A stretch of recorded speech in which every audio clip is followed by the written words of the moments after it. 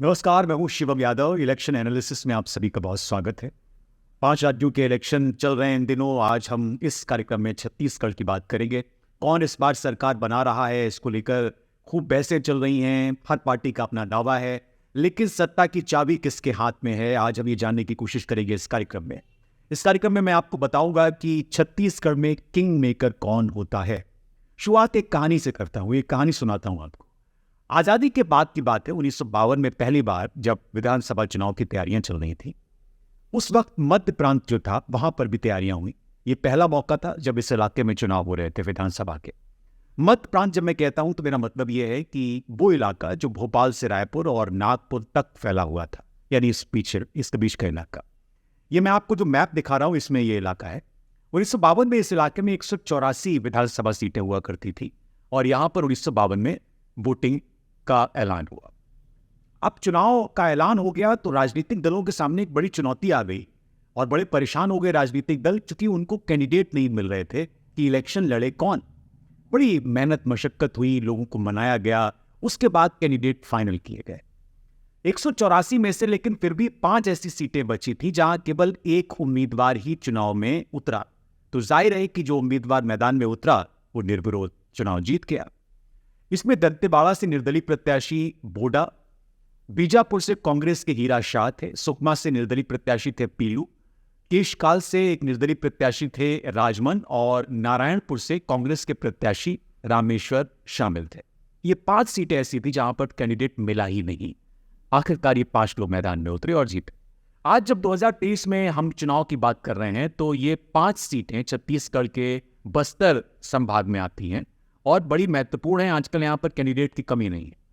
लगभग 32% आदिवासी जनसंख्या वाले छत्तीसगढ़ में हर चुनाव में इन सीटों से बड़ी तादाद में आदिवासी उम्मीदवार अब खड़े होने लगे हैं। विधायक और मंत्री बनते हैं ये, और आज के हालात काफी बदल गए हैं। 1952 के बाद से समय समय पर आदिवासी मुख्यमंत्री की मांग उठती रही इस इलाके में। हालांकि अविभाजित मध्य प्रदेश और अब छत्तीसगढ़ के इतिहास में केवल एक बार ही किसी आदिवासी विधायक को मुख्यमंत्री की कुर्सी मिली, सिर्फ एक। और ये बात तब की है जब छत्तीसगढ़ की सारंगगढ़ विधानसभा से आदिवासी विधायक नरेश चंद्र सिंह जीते थे। मार्च 1969 में 13 दिनों के लिए उनको मुख्यमंत्री बनाया गया था। 2023 के चुनाव में आदिवासी फैक्टर निर्णायक साबित हो सकता है, और ये कितना महत्वपूर्ण है इसके बारे में मैं आपको आंकड़ों के साथ बताता हूं। लेकिन कुछ और आंकड़े हैं जो इस फैक्टर से इतर हैं। उन आंकड़ों को भी आपको ध्यान से देखना चाहिए, क्योंकि ये आंकड़े ये बताते हैं कि इस बार छत्तीसगढ़ में सरकार कौन बना रहा है। छत्तीसगढ़ में विधानसभा की 90 सीटें हैं और इसमें से 10 सीटें ऐसी हैं जो अनुसूचित जाति के लिए आरक्षित हैं। 29 सीटें आदिवासियों के लिए आरक्षित हैं। तो यहां पे आदिवासी वोट बैंक की कितनी बखत है इसका अंदाजा आप इससे लगा सकते हैं। आज भी इस पुरानी धारणा पर राजनीतिक दलों का भरोसा बना हुआ है कि छत्तीसगढ़ में सत्ता की चाबी आदिवासी बहुल बस्तर से ही निकलती है, यानी बस्तर से जो जीतता है वो छत्तीसगढ़ की सरकार बनाता है। हालांकि ये धारणा कभी कभी टूट भी जाती है, कभी कभी दूसरे गणित भी आ जाते हैं, लेकिन अभी भी राजनीतिक दल बस्तर के भरोसे अपनी चुनावी वैतरणी पार करते हैं, जीतते हैं, सरकार बनाते हैं, मुख्यमंत्री मंत्री बनते हैं। और यही वजह है कि कांग्रेस और भाजपा दोनों ही बड़ी पार्टियां मध्य छत्तीसगढ़ के मैदानी इलाकों की तुलना में उत्तर और दक्षिण के आदिवासी इलाकों में मतदाताओं को लुभाने की ज्यादा कोशिश करती हैं, ज्यादा मेहनत करती हैं, ज्यादा कैंपेन करती हैं। ये बात छत्तीसगढ़ की पॉलिटिक्स में एकदम फिट है। कांग्रेस और बीजेपी दोनों ही दलों के जो टॉप लीडरशिप है, उन्होंने चुनाव की घोषणा के पहले ही आदिवासी बहुल इलाकों में कई कई चुनावी जनसभाएं कर दी। इस बार कई चुनावी जनसभाओं को संबोधित किया, वादे किए और कई सारे उन्होंने लुभावने ऑफर भी दिए। प्रधानमंत्री ने खुद केंद्र सरकार के कई मंत्रियों के साथ साथ कई दौरे यहां पर किए। चुनाव की घोषणा के बाद से लगातार सभाएं यहां पर चल रही हैं, रोजाना कोई ना कोई कार्यक्रम हो रहा है। इसका एक कारण यह भी है कि सर्व आदिवासी समाज की हमर राज पार्टी भी चुनाव मैदान में उतर गई है, और यही चिंता का सबब बन गई है दो बड़ी पार्टियों के लिए। हमर राज पार्टी के मैदान में उतरने के बाद राजनीतिक गलियारे में यह चर्चा शुरू हो गई कि आदिवासियों का जो इलाका है, आदिवासियों का जो ये दल है, वो इस इलाके में कितने वोट हासिल करेगा और किसके वोट काटेगा। कांग्रेस को नुकसान पहुंचाएगा या बीजेपी को नुकसान पहुंचाएगा।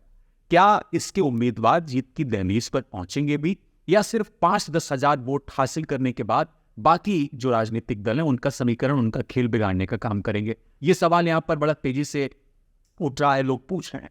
खासतौर पर आदिवासी बहुल इलाकों की अगर हम बात करें, जहां पर 7 नवंबर को वोटिंग होनी है, वहां पर हमर राज पार्टी की एक महत्वपूर्ण भूमिका रहने वाली है। ये भूमिका क्या हो सकती है, ये भी एक महत्वपूर्ण प्रश्न है। 2018 के विधानसभा चुनाव में कांग्रेस पार्टी ने 29 आदिवासी सीटों में से 25 सीटें जीती थी, जबकि 3 सीटों पर बीजेपी के उम्मीदवार और 1 सीट पर छत्तीसगढ़ जनता कांग्रेस जोगी के उम्मीदवार को जीत मिली थी। यानी कांग्रेस ने इसी इलाके की बदौलत प्रदेश में सरकार बना ली।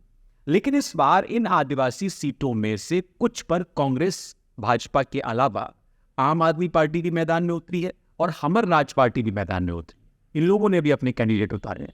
तो निश्चित तौर पर इससे एक इफेक्ट पड़ेगा भी। किसके वोट काटेंगे ये सवाल। इस पार्टी के नेता हैं अरविंद नेताम। वो ही कहते हैं कि राज्य में भ्रष्टाचार और दूसरी गड़बड़ियां तो हैं ही, आदिवासियों के कुछ और मुद्दे भी हैं। वो कहते हैं कि आदिवासी इलाकों में panchayat extension in schedule area कानून यानी पेसा के अधिकार छीनने, ग्राम पंचायतों की सहमति के बिना खनन के लिए सड़क बनाने, पंचायत की अनुमति के बिना खनन करने, मानवाधिकारों का हनन, लघु वन उपज की कम खरीद और आदिवासी अधिकार के मुद्दों पर वोट इस बार पड़ेंगे और उनकी पार्टी इन मुद्दों पर चुनाव लड़ रही है। ये उन्होंने स्पष्ट कर दिया। लेकिन पिछले साल भानु प्रतापपुर उपचुनाव में सर्व आदिवासी समाज ने ऐन मौके पर अपना कैंडिडेट उतारा था, जिसे इस आदिवासी बहुल इलाके में एयर कंडीशनर चुनाव चिन्ह के बाद भी 23,000 से ज्यादा वोट मिले थे। और जब ये आंकड़ा देख रही हैं कांग्रेस और भाजपा के नेता या पार्टियां, तो उनको थोड़ा सा डर लग रहा है। ऐसे में भारतीय जनता पार्टी भी ये मान के चल रही है कि हमर राज पार्टी कुछ सीटों पर कमाल कर सकती है। कुछ लोग तो ये भी कह रहे हैं कि इसको भारतीय जनता पार्टी स्पॉन्सर कर रही है।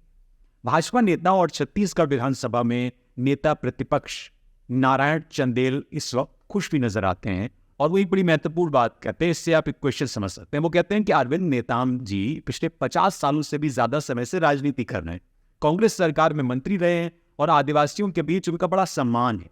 ऐसे में बस्तर समेत दूसरे इलाकों में उनकी पार्टी का असर तो रहेगा ही।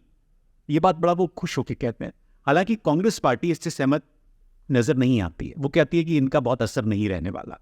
भारतीय जनता पार्टी की अगर आप इलेक्शन को देखें तो 2013 के विधानसभा चुनाव में उनको 41.6% वोट मिले थे, लेकिन 18 में सिर्फ 8.6% वोट घटे और 33% ये रह गए, यानी 8% का नुकसान।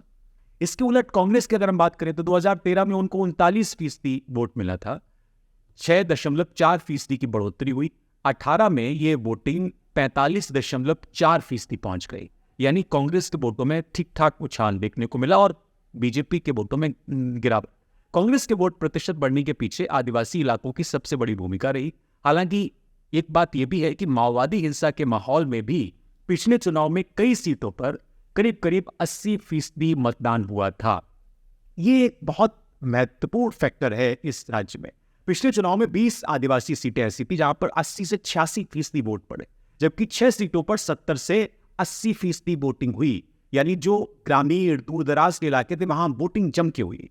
पिछले अगर 3 सीटों पर कम मतदान के आंकड़े देखें तो दंतेवाड़ा में 60% वोटिंग हुई, कोंटा में 55% और बीजापुर में 48% मतदान हुआ। यह आदिवासी बाहुल्य सीटों की मैं बात कर रहा हूँ। तो आदिवासी जम के वोटिंग भी किए हैं पिछले इलेक्शन में। लेकिन इसके उलट अगर आप शहरी इलाकों में आएंगे, वहां पर मतदान में गिरावट महसूस की गई। खासकर राजधानी रायपुर में भी आप अगर अनुमान लगाते हैं तो राजधानी रायपुर में भी वोटिंग प्रतिशत काफी कम रहा। पिछले विधानसभा चुनाव में रायपुर ग्रामीण में 60% वोटिंग हुई। रायपुर पश्चिम में अगर आप जाएंगे तो आपको 59% वहां वोटिंग हुई। रायपुर उत्तर में 60% वोट 62% वोट पड़े। रायपुर दक्षिण में 62.20% मतदान हुआ। अगर आप वोटिंग प्रतिशत को देखते हैं तो शहरी इलाकों में वोट प्रतिशत कम रहा और आदिवासी इलाकों में जम के वोटिंग हुई। कहीं ना कहीं ये जो जम के वोटिंग हुई है, ये वोटिंग पैटर्न भी महत्वपूर्ण हो जाता है कि जिसकी तरफ आदिवासी जाएंगे वो असर करेगा। तो आदिवासी समाज के नाम पर बनाई गई पार्टी के साथ जाएंगे ये आदिवासी, या फिर पहले की तरह पुराने राजनीतिक दलों में अपनी पसंद का विधायक चुनेंगे? ये बड़ा सवाल है और इसका जवाब आपको 3 दिसंबर को जरूर मिल जाएगा। कौन सरकार बनाएगा 3 दिसंबर को पता चल जाएगा। लेकिन ये जरूर है कि सत्ता की चाबी बस्तर संभाग के पास है। बस्तर संभाग जिसको सपोर्ट करेगा, जिसको जिताएगा, वही छत्तीसगढ़ में सरकार बनाएगा। बहुत शुक्रिया ये कार्यक्रम देखने के लिए। मुझे इजाजत दीजिए। द ब्लड मीडिया देखते रहिए, लाइक, शेयर और सब्सक्राइब करिए। मैं आपसे बार बार गुजारिश करता हूँ इसकी। मुझे इजाजत दीजिए। बहुत शुक्रिया।